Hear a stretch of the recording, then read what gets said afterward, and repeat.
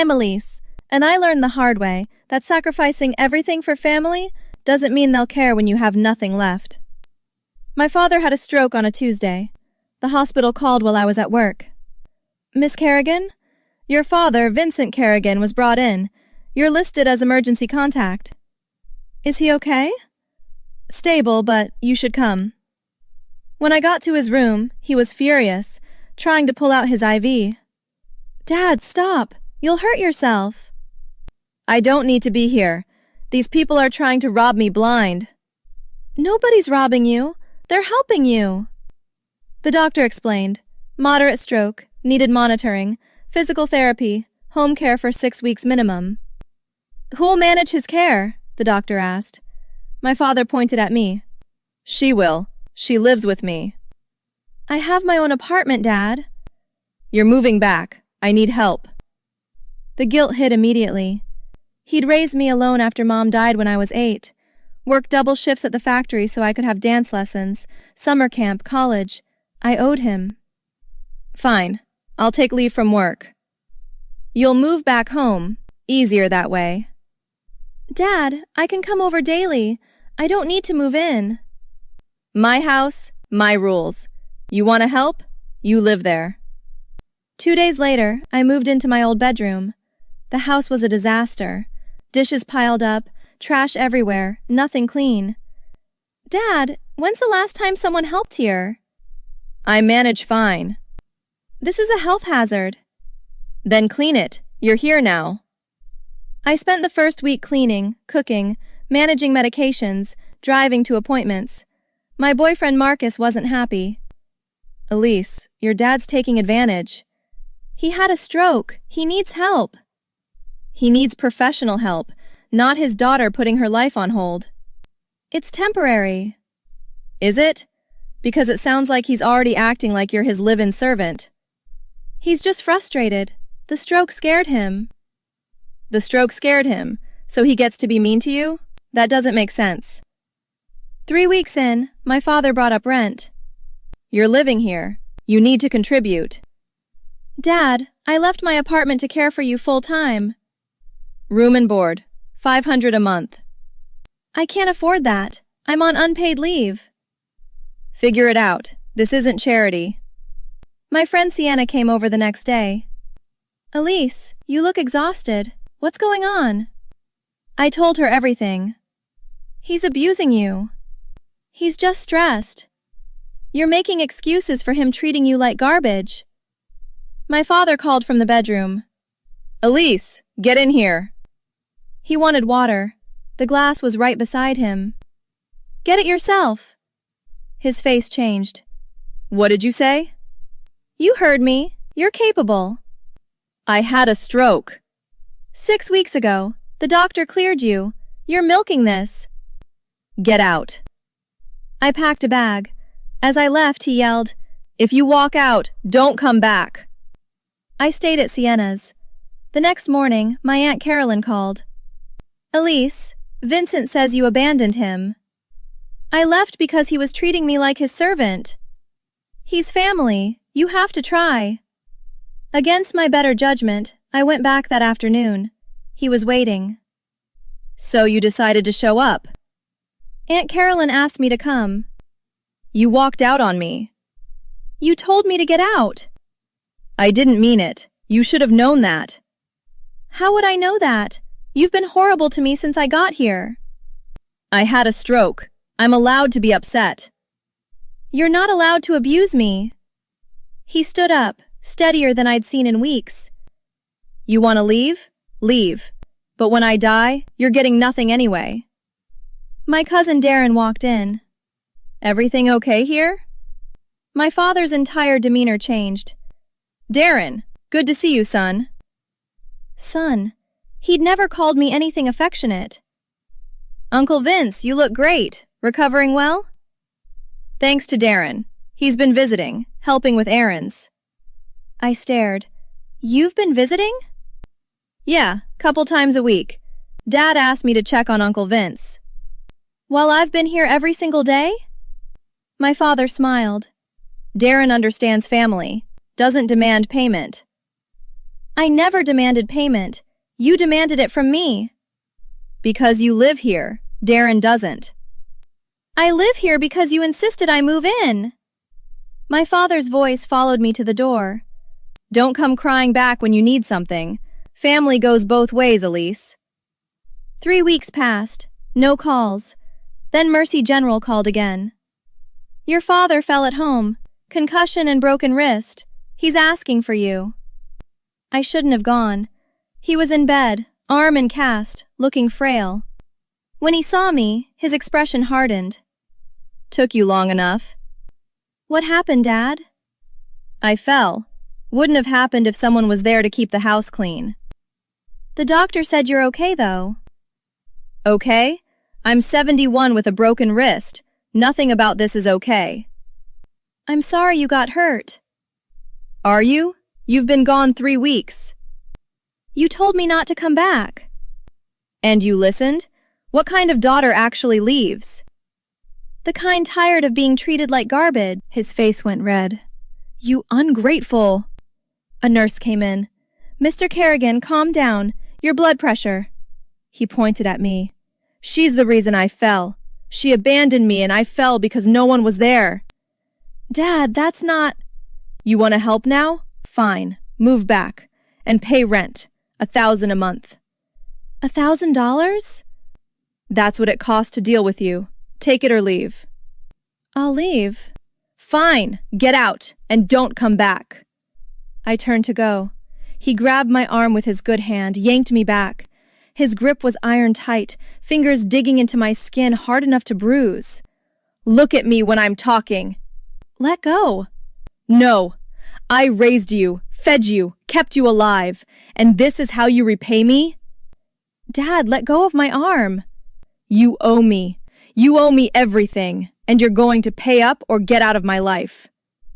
The nurse was calling security. Other patients were staring through doorways. I could hear the panic in the nurse's voice as she spoke into the phone. I'm leaving. Let go. That's when he hit me. Swung his good arm hard, caught me across the face. My head snapped sideways, pain exploding through my cheekbone. I tasted blood. The room spun. Security burst in, pulling him back. Sir, calm down right now. The nurse was beside me. Let me see your face. My cheek was already swelling. My eye was watering uncontrollably. Ma'am, you need to file a report. He assaulted you. He's my father. That doesn't matter. This is assault. What he did is a crime. The security officer was gentle. Ma'am, I understand this is family, but from what I heard, he was also making threats. We need to document this. I looked at my father, still restrained, still yelling, face purple with rage. He looked like a stranger. Okay, I'll file a report. The police came. I gave a statement, showed the bruise. The footage captured everything. Do you want to press charges? What happens if I do? He'll be arrested. There'd be a restraining order. He wouldn't be able to contact you. And if I don't? This happens again. Probably worse. I thought about every time he'd grabbed me over the last 6 weeks. Every time he'd yelled, demanded, blamed. How it had escalated from emotional abuse to physical violence in one moment. I want to press charges. Aunt Carolyn called at midnight, screaming, How could you? He's your father! He had a stroke! He hit me in the face after trying to extort $1,000. Extort? He asked you to contribute. You were living there. Because he demanded I move in, and I was taking care of him 24/7. You're destroying this family. He destroyed it when he decided I was worth more as a punching bag than a daughter. The restraining order was granted. My father violated it 3 days later, showing up at Sienna's building. I called police immediately. They arrested him again. This time he didn't go quietly, screaming about how I'd stolen from him, how I was destroying his life. The family doubled down. I was cruel, heartless. Marcus broke up with me. Elise, your entire life is this legal battle. There's no room for us.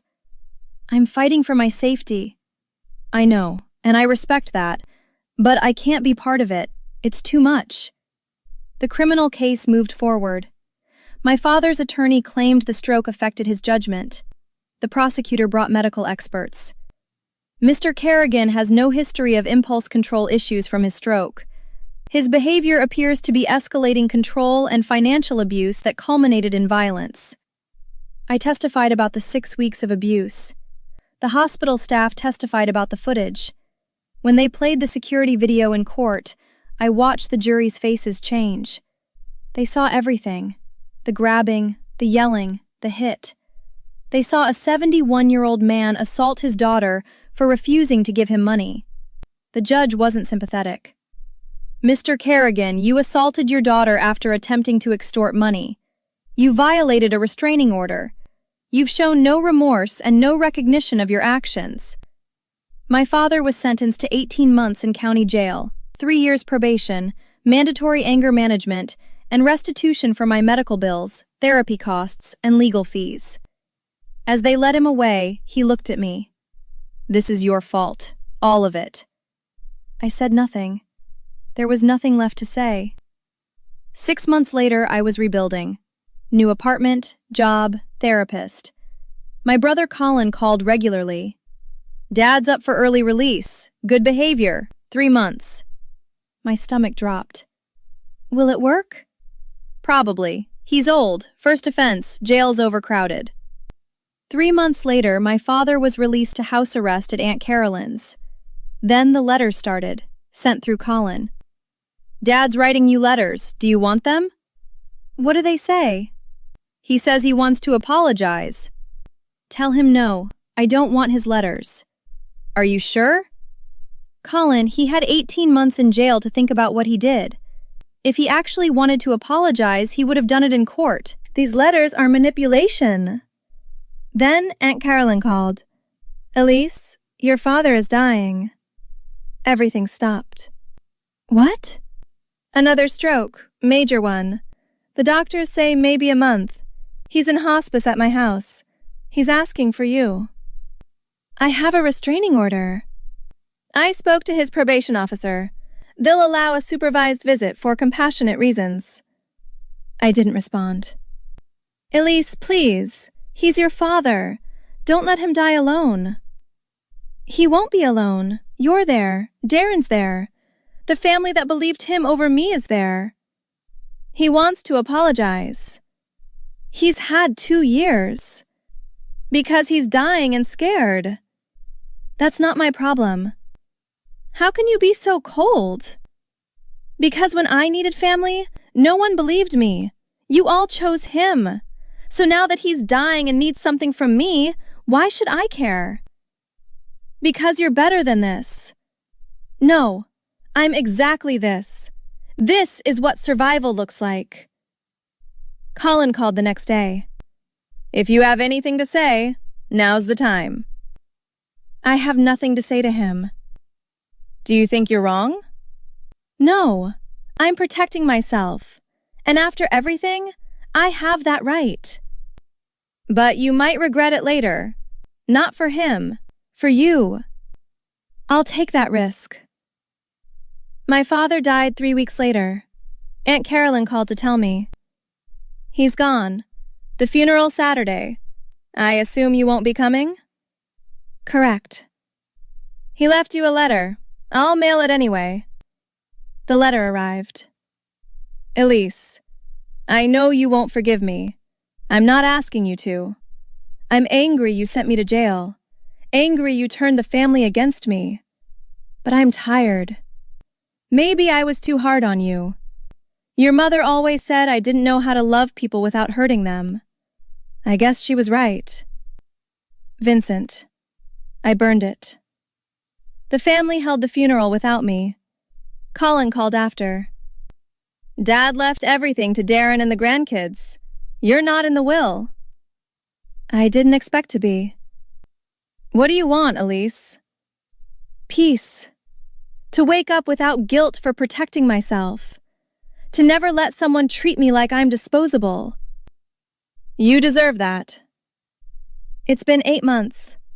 Aunt Carolyn sends Facebook requests I ignore. Colin and I meet monthly. Sienna's getting married next spring and asked me to be her maid of honor. I start a new job Monday. Last week, I ran into Aunt Carolyn at the store. She looked away, kept walking. It felt like freedom. I think about it sometimes. Whether I should have visited hospice. Whether my mother would be ashamed. But then I remember his hand hitting my face. The bruise that lasted 2 weeks. The fear I felt every day. And I know I made the right choice. Some people say family is everything. But sometimes, family is the wound. And the only way to heal is to walk away completely. Even if everyone tells you you're wrong. Even if they die hating you. I'm 29. I have decades ahead. And I refuse to spend them wondering if I should have given more to someone who only wanted to take. My therapist asked if I felt any relief when he died. I told her the truth. I felt nothing. Not sadness, not joy. Just emptiness where a father should have been. Maybe that's the saddest part. That he made himself so toxic that his own death became meaningless to me. But here's what keeps me up sometimes. If someone you loved hurt you so badly that protecting yourself meant letting them die without closure, knowing you'd be called heartless for the rest of your life, would you have done it differently? Just to avoid being the villain in everyone else's story?